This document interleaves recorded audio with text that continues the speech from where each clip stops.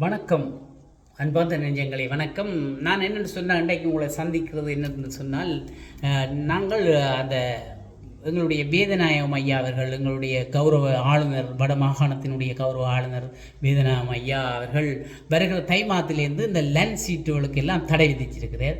தடை விதிச்சதுக்கு பதிலாக வாழை இலையை பாவிக்க வேண்டும், அந்த உணவகங்களிலே பாவிக்க வேண்டும் என்று சொல்லியிருக்கிறார். இந்த லன் சீட்டுகள் ஒழிக்கப்படுவதனால், மற்றது இன்னும் ஒன்று அரசாங்கமும் அறிவித்திருக்கிறது என்னென்னு சொன்னால், இந்த பொலித்தீன் பேக்குகளோட இனி அந்த இலவசமாக கடைகளில் அது வழங்கப்பட மாட்டாது என்று சொன்னால், அந்த பழைய முறைப்படி நாங்கள் பேக்கு கொண்டே, நான் நினைக்கிறேன் பழைய ஓலை பேக்குகள், அந்த பேக்குகள் எல்லாம் இனி வரும், அதில் கொண்டே அதுக்குள்ளே எல்லாத்தையும் வாங்கி பேப்பரில் சுற்றி தருவார்கள். முந்தி 1/4 கிலோ 1/2 கிலோ சீனி வாங்கினா அப்படியே ஒரு சரை சுற்றி போட்டு அதுக்குள்ளே சீனியை போட்டுவிட்டு பருப்பை போட்டுவிட்டு அப்படி சுற்றி போட்டு தருவார்கள், வைப்பார்கள்.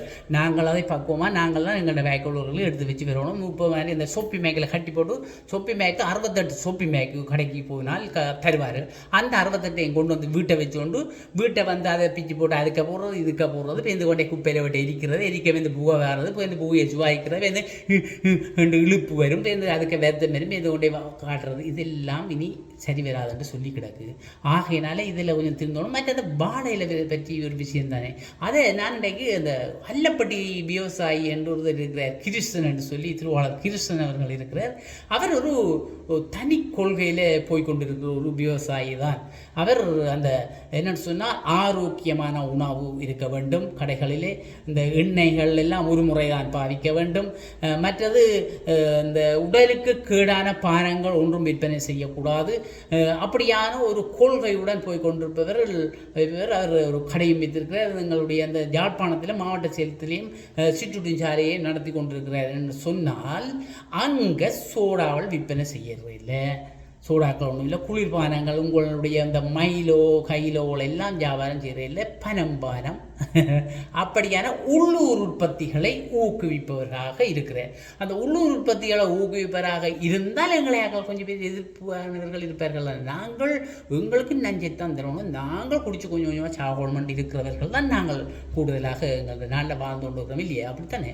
அப்போ அவர் உண்மையிலே அவற்றை கொள்கையை பார்த்தால் எனக்கு ஒரு விருப்பமாக இருந்தது. என்னென்னு சொன்னால், தான் தன் கொள்கையிலேருந்து மாற மாட்டேன், தான் கடை நடத்துவன், வெளியிலேயும் கடை நடத்துவன், அங்கேயும் இதைத்தான் நான் நடைமுறைப்படுத்துவன், நான் இதோடெல்லாம் செய்ய மாட்டேன். தன்னுடைய பசுமாடுகள் வைத்திருக்கிறதாகவும், தான் பசுமாடுகள் வளர்ப்பதாகவும், தன்னுடைய பசுமாட்டிலிருந்து பால் கறந்து பசும் புல் வளர்த்து அந்த புல்லினூடாகத்தான் அந்த மாட்டுக்கு உணவளித்து பால் எடுப்பதாகவும், இந்த மேசோல் கூட அவர் போடுவதில்லை என்று சொன்னால் அதுக்கு மாட்டுக்கு கேடு என்று சொல்லுகிறார்.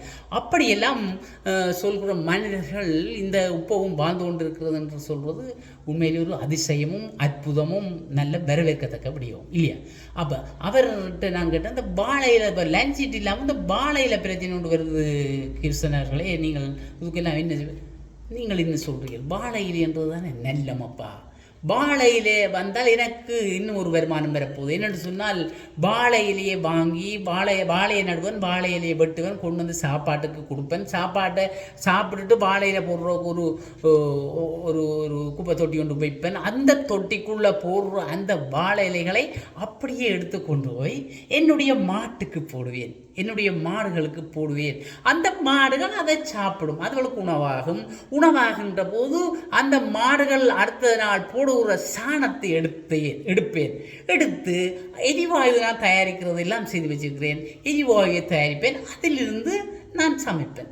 அப்போ பாருங்க, யோசிச்சு பாருங்கோ, சுற்று எப்படி வருதுன்ற கழிவான விடயங்கள், நாங்கள் கழிக்கிற பொருட்களை வச்சு எப்படி பயன்படுத்தலாம்ன்றதை அவர் மிகவும் தத்துவமாக சொன்னார்.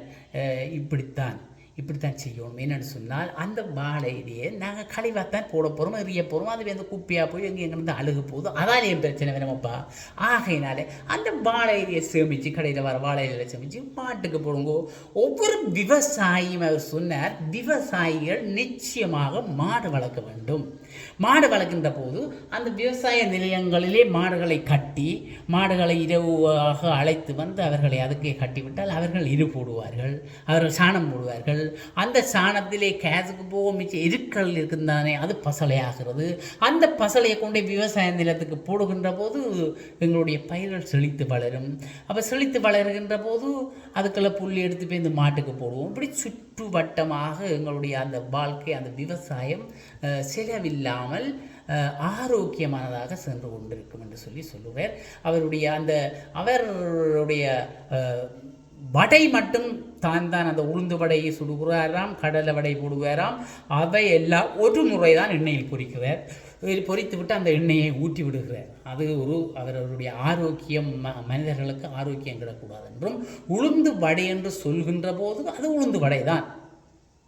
நான் சொல்லுது உங்களுக்கு விளங்கும். உளுந்து வடையன்றி போட்டு சோத்தை போட்டு பழஞ்சோற்றை போட்டு குழைத்து அடித்து போட்டு வடை சுடுறது அல்ல. உளுந்து வடை என்றால் உண்மையில் உடலுக்கு ஆரோக்கியமாக இருக்க வேண்டும், சத்தாக இருக்க வேண்டும். அந்த உளுந்து வடை சுடுகிறார். பருப்பு வடை நிறைய பருப்புகள் வடையாக போடுகிறார். அதுக்குள் வெங்காயம், உள்ளூடாக வெங்காயம், கருவேப்பையிலே போடுகிறார். கேட்டால் கருவேப்பையிலே எத்தனை நோய்களை தீர்க்கிறது தெரியுமா உங்களுக்கு? கொலஸ்ட்ராலிலிருந்து உடல் பருமனையிலிருந்து இல்லை அனைத்தையும் குறைக்கக்கூடிய சக்தி அந்த கருவேப்பிலைக்கு இருக்குன்னு சொல்கிறேன். அப்போ பாருங்கள், அந்த வடையை ஆண்டு வாங்கி பார்த்தால் அதுக்குள் கருவேப்பையிலே நிறைய இருக்கிறது, வெங்காயம் நிறைய இருக்கிறது. இது சில கடைகளில் போனால் கருவேப்பிலையை காணவும் முடியாது, வெங்காயத்தையும் காண முடியாது. ஏதோ பருப்பு அவிந்துமோ அவியாமலோ சில இடங்களில் கிடைக்கும். அப்படி இல்லாமல் உண்மையிலே அருமையாக நிறைய கருவேப்பிலை போட்டு வெங்காயம் போட்டு சுட்டு மலிவான விலையில் தான் விற்கிறார். இப்பொழுது அங்கே மெயின் ரோட்டில் நான் நினைக்கிறேன் அந்த சென்ட் ஜோன்ஸ் பள்ளிக்கூடத்தை தாண்டி போகின்ற போது ஒரு பெட்ரோல் செட் வருகிறது என்றும், அந்த பெட்ரோல் செட்டுக்கு முன்பாக ஒரு கடை எடுத்திருப்பதாகவும், அதை திறப்பு விழா செய்யப்படுறோம். அதிலும் தன்னுடைய கொள்கையை தான் பின்பற்றப் போகிறேன். தயிர் விற்றா தன்னுடைய மாட்டிலிருந்து இருக்கிற பாலை எடுத்து அதை டீ போடுகிறார். பெட்டிகள் எல்லாம் அவர் டீ போடுவதில்லை, அது ஆரோக்கியம் இல்லை என்று சொல்கிறார். தன்னுடைய பசுமாட்டிலிருந்து வருகிற அந்த ஒரிஜினல் பாலை எடுத்து டீ போடுறார். எவ்வளவு அருமையாக இருக்கும். அந்த பாலை குடியெல்லாம் டீ போடுவதாகவும் சொல்கிறேன். ஆகையினால் உண்மையாக அந்த கிறிஸ்தனுடைய அந்த உண்மையான கொள்கைக்கு நாங்கள் பாராட்ட வேண்டும்.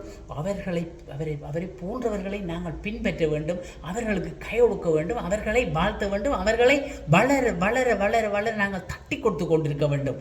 அதுதான் எங்களுடைய முக்கியமான இது. அவருக்கு நாங்கள் ஊக்கமளிக்க வேண்டும். எங்களுடைய வாடிக்கையாளர்கள் என்றால் நான் நுகர்வோர் அவரை தேடி போக வேண்டும், அவரை வளர்ச்சியடைய செய்ய வேண்டும் என்று தான் நான் கேட்டுக்கொள்கிறேன். நான் உண்மையில் அதுக்கு ஆதரவாக இருக்கிறேன். ஏன்னு சொன்னால் வாழை இலையில் எத்தனை விடயம் இருக்கிற பாருங்கள். வாழை இலையை மாட்டுக்கு கொண்டே போட்டு சாப்பாட்டுக்கு இங்கே மனிதர்களுக்கு கொடுக்குறார். அதிலிருந்து சுகாதாரம் பண்ணப்படுகிறது. இந்த மாட்டுக்கு போடுறார், மாட்டுக்கு உணவாகிறது. இந்த சாணம் போடுறது, சாணத்திலிருந்து எரிவாயு புறப்படுகிறது, எரிவாயிலிருந்து இந்த உணவு தயாரிக்கப்படுகிறது. சொல்லி வேலை இல்லை. மீண்டும் ஒரு காணொளியில் சந்திப்போம். அதுவரை விடைபெற்றுக் கொள்வது உங்கள் முருகன். நன்றி.